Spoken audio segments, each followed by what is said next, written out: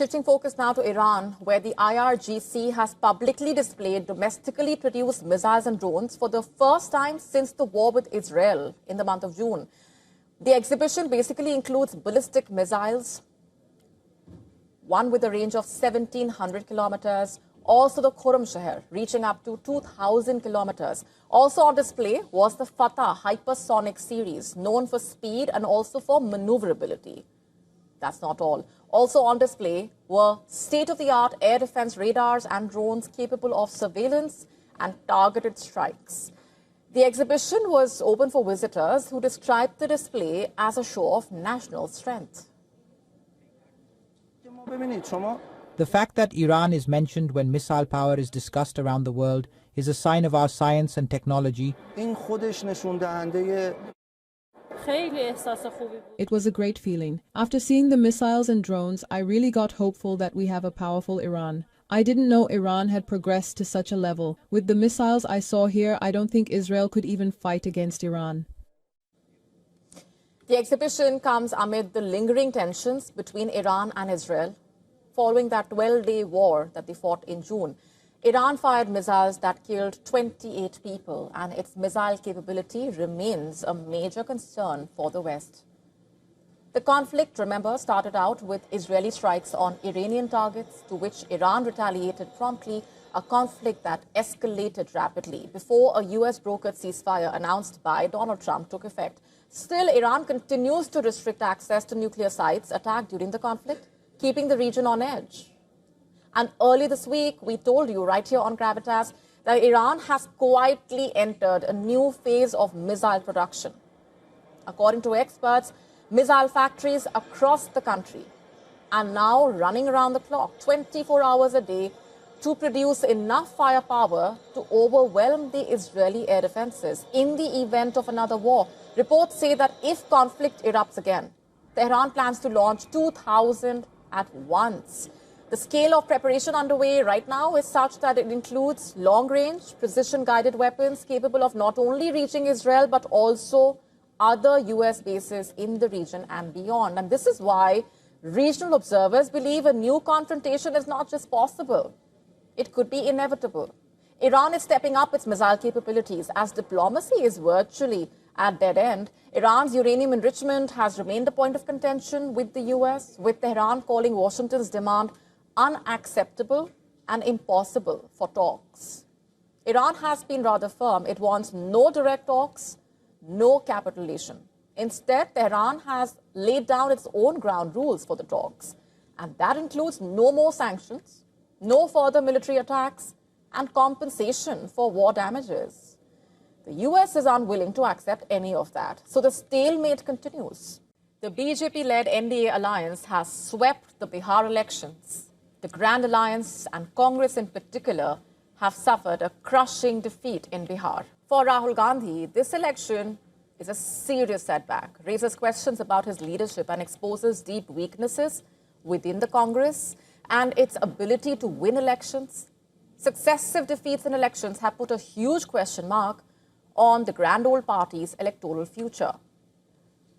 Let's just break this down for you. Analysts saying the Congress party failed to connect with the voters at the grassroots level. The Grand Alliance struggled to present a unified front, with factionalism among partners weakening their message, the hesitation to fully back Tejasvi Yadav as the alliance's chief ministerial face factored in, while the vote theft charge against the BJP failed to strike a chord. Rahul Gandhi's Voter Adhikar Yatra, his long march in Bihar before the elections, may have created energy among the party workers, but that momentum failed to translate into votes.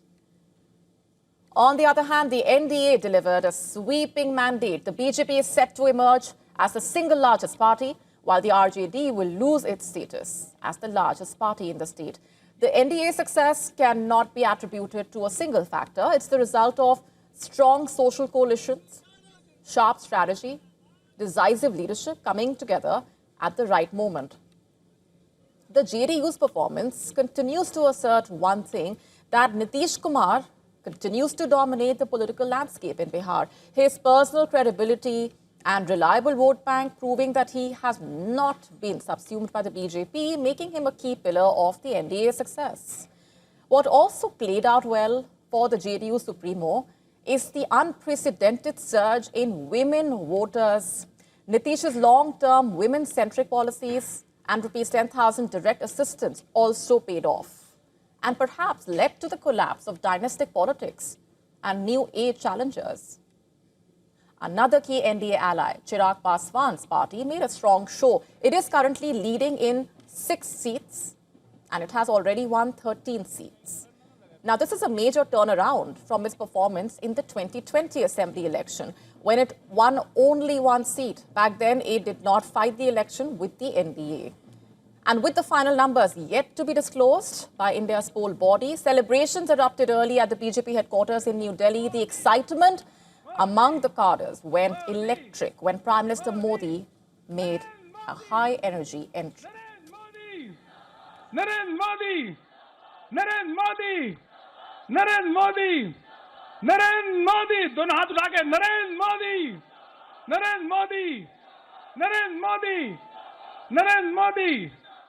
Receive किए हैं 4 सीटें जो आई है, ये ऐतिहासिक है। अब यह इसलिए हुआ है कि मोदी है तो नरेंद्र मोदी! नरेंद्र मोदी! नरेंद्र मोदी! नरेंद्र मोदी! नरेंद्र मोदी! कर रहे हैं, हृदय से अभिनंदन और वंदन पानी प्रधानमंत्री। And in that victory speech, Prime Minister Modi vowed that the years of jungle Raj will never return to Bihar. Listen to this. Modi, Narendra Modi, Modi, Modi, Modi, Modi. Bihar के चुनाव में जब मैं जंगल राज की बात करता था, कट्टा सरकार की बात करता था, तो आरजेडी के लोग कभी विरोध नहीं करते थे, लेकिन कांग्रेस वालों को बहुत चुभता था और बहुत मोदी क्या बोल रहे हैं, ऐसा क्या बोल रहे हैं।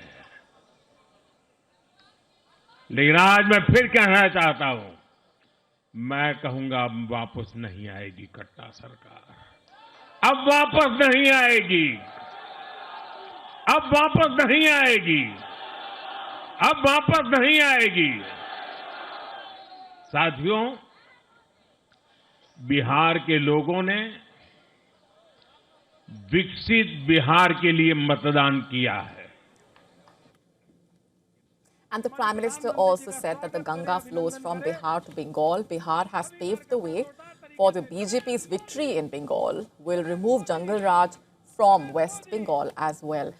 And the key takeaways now from that historic mandate. Congress remains the weak link. Nitish Kumar's vote bank holding strong. Voters' faith in the NDA's governance remains high, despite opposition attempts to challenge it. In fact, the Bihar election results sending out a clear message. Unified strategy, strong leadership, and development-oriented governance can crush the opposition efforts, while division, hesitation, missed strategy can lead to crushing defeats. For Rahul Gandhi and the Congress, this is a moment of reflection. For the NDA and Nitish Kumar, it's a landslide victory. A piece of blood-stained cloth cut from the scene of a moment in history has led to a groundbreaking scientific discovery. Years later, the fragment of history has allowed scientists to sequence Adolf Hitler's DNA, unlocking a whole new chapter in our understanding of the dictator. In a world first, the experts have unraveled the biological blueprint of one of the most infamous figures in history, and what they found is as astonishing as it is unsettling. In the upcoming Channel 4 documentary, Hitler's DNA, Blueprint of a Dictator, viewers reportedly will be guided through the startling findings. The most striking discovery is that Hitler had a rare genetic disorder that basically impairs the development of sexual organs and puberty. Though often a subject of ridicule during his lifetime, this revelation perhaps provides an explanation for many of the rumors about his physicality. Listen to this. There's been historical documentation that Hitler had right-sided cryptorchidism, so this is an undescended testicle. And there's been the rumors about how he was teased during World War I for having, very small genitalia. So we sent it to a team at the Pasteur who look at genes to do with sexual development, and they very quickly spotted one which is very rare, but is well known, and it's in a gene known as PROC2. And it's strongly associated with Kalman syndrome and congenital hypogonadism, some trips off the tongue. In fact, the impact of this genetic discovery goes far beyond mere physicality. Historians speculating that Hitler's inability to form intimate relationships may have shaped his obsessive devotion to politics, possibly contributing to his unique single-minded pursuit of power. Another revelation centers on the long-standing rumor about Hitler's ancestry. For years, some suggested that the dictator may have had Jewish blood, given his virulent anti-Semitism. The genetic findings put that rumor to rest. Hitler's ancestry is confirmed by his genome, is Austrian-German, precisely as he had instructed the gynecologist to prove during his lifetime.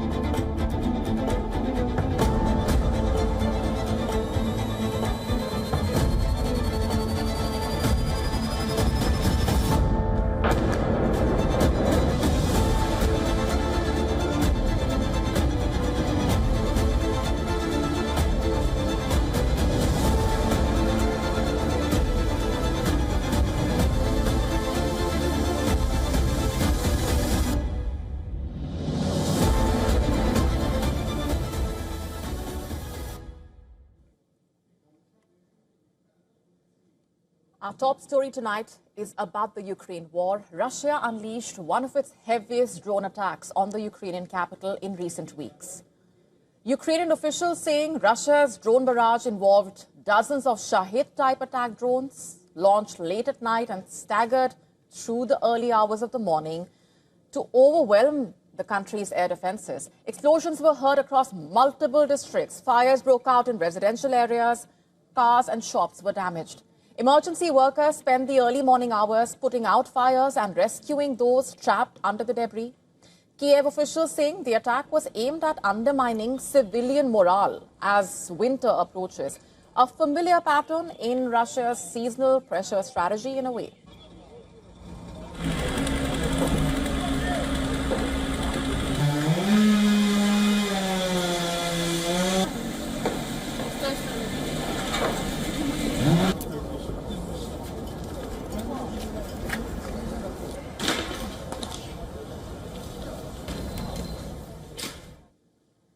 And when daylight came, it revealed the scale of the destruction.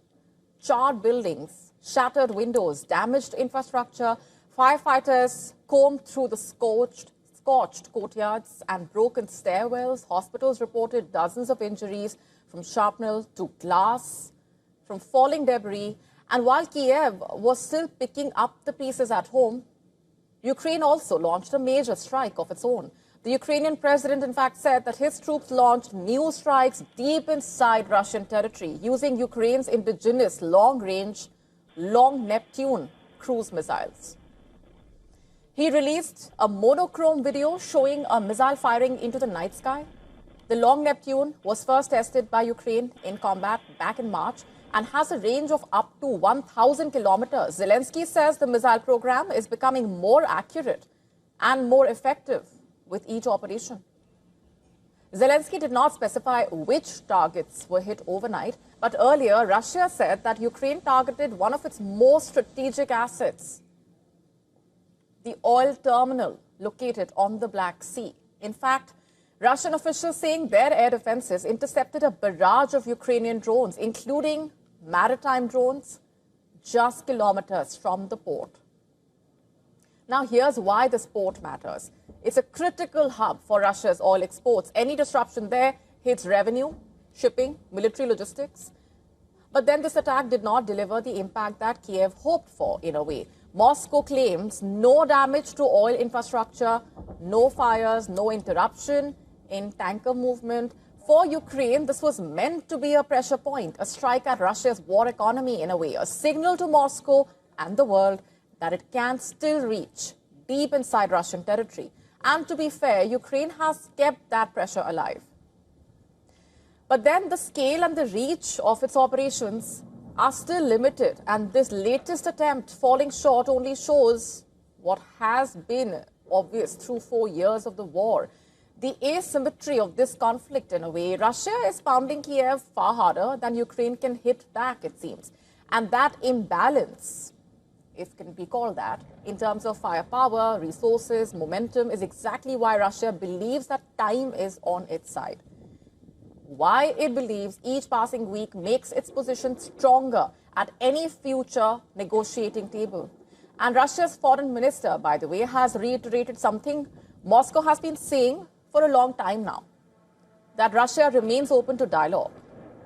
In an interview with an Italian newspaper, Lavrov said, I'm quoting here, "We are still ready to hold the second Russian-American summit in Budapest if it really builds on the well-developed results of Alaska." However, the date has not been determined.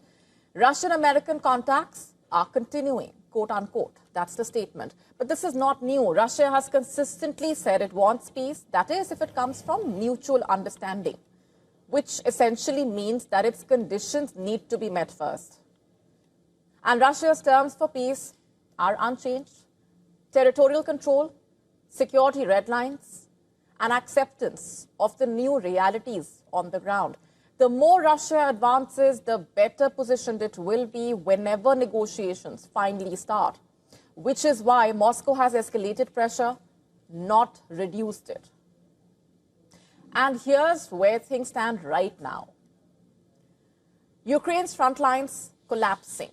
Multiple places, including east and parts of the south, have seen Ukrainian withdrawals. Russia is slowly but steadily gaining ground. In fact, momentum equals leverage in a way. Every kilometer captured now becomes a bargaining chip later.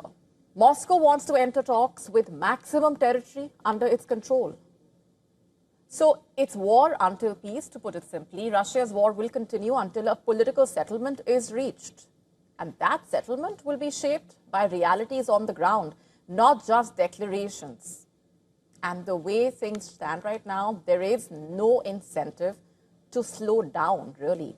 With Ukraine's defenses strained, the war fatigue settling in, it has set with Ukraine supporters. Russia is seeing no strategic logic as such in reducing the pressure.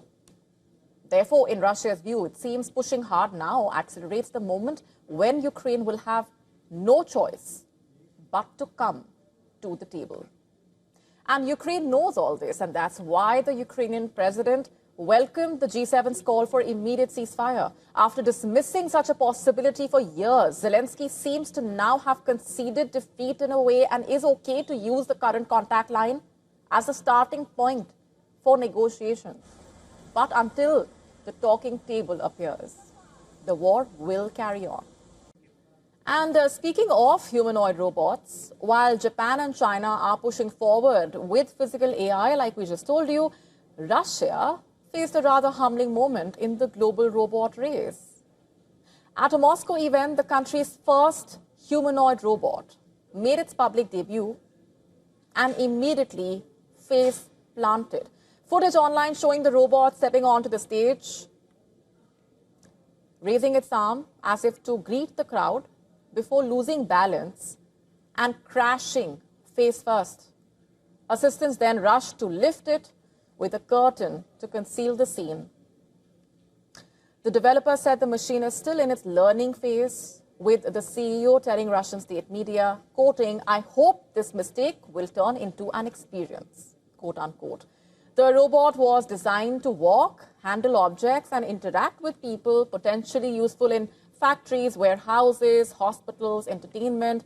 The Moscow event was meant to showcase Russia's advances in AI and humanoid robotics. But the incident highlights the challenge of competing in a field where Japan, China, and the US are surging ahead. In 2024 alone, investment in humanoid robot technology exceeded $1.6 billion. Not counting Tesla's multi-billion-dollar commitment to Optimus, the humanoid robot it has been developing since 2021. To stay up to speed with the latest news, download the WION app and subscribe to our YouTube channel.